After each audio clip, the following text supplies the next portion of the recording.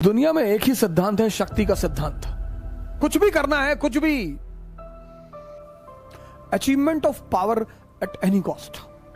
अब उस पावर को लगाना कहां है, यह आपको डिसाइड करना है। आजकल के 90% नेता, इनको इकोनॉमी की स्पेलिंग नहीं पता। युवाओं का जज्बा, देश का उत्साह, जज्बा है सर। हार और जीत तो एक अलग चीज है सर। जो हार के डर से लड़ेगा ही नहीं, उसको मजा ही कहां आएगा जीवन में।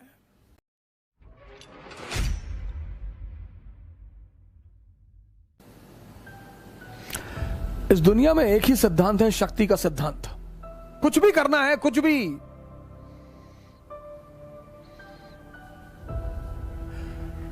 कुछ भी सेवा करनी है, शक्ति, भक्ति करनी है, शक्ति। हर जगह शक्ति की जरूरत है सर, हर जगह। इसलिए हर व्यक्ति की जीवन में पहली प्रायोरिटी होना चाहिए शक्ति का अर्जन, achievement of power at any cost. अब उस पावर को लगाना कहां है, यह आपको डिसाइड करना है। और वो चीज डिसाइड करेगी कि आप संत थे या शैतान थे। और शक्ति जब भी बेहोश लोगों के हाथ में आ जाएगी। आज इस देश की समस्या क्या है? शक्ति। कल मैंने आपको डॉक्टर अंबेडकर की डिग्रियां बताई। उनको पता था इकोनॉमी और सोसाइटी का क्या रिलेशन है। ये हमारे आजकल के 90% नेता, इनको इकोनॉमी की स्पेलिंग नहीं पता। 90% को इकोनॉमी की स्पेलिंग नहीं पता। स्पेलिंग सर, ये हमारे लिए लॉ बना रहे हैं। ये हमारे पढ़े लिखे ऑफिसरों को आदेश कर रहे हैं।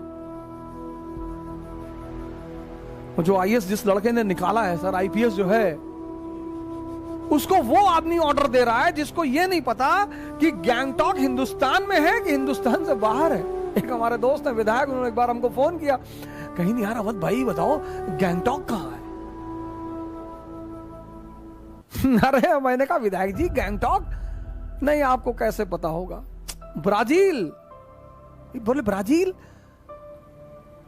अरे हम कहा वो है दूसरे कंट्री में है। कहा हम पहले ही इनसे कह रहे थे कंट्री में है ही नहीं। एमएलए है sir, member of legislative assembly. युवाओं का जज्बा, देश का उत्साह। जैसे ये बॉलीवुड के कलाकार हैं, उनको गलती से लोग हीरो कहते हैं। वो थोड़े हीरो हैं सर। हीरो तो भगत सिंह है सर। अगर इस देश के हर युवा के डीपी पे सिर्फ भगत सिंह होते ना सर, तो भी कोरोना कुछ नहीं कर पाता सर।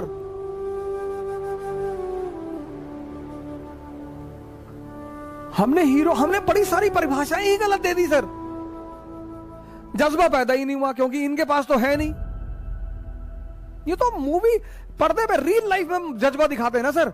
ओरिजिनल लाइफ में बाहर निकलकर ओरिजिनल जीवन में लड़ाई लड़ना, संघर्ष करना और एक मुकाम बनाना। राणा प्रताप के पास डेलीगेशन गया, भगवान दास, बीरबल और 2-3 लोग और गए।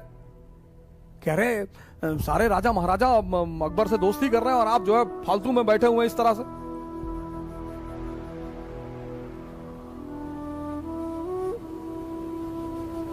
और करना क्या है?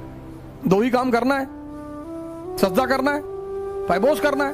वो हिंदुस्तान के शहंशाह, बोले हम भी हैं।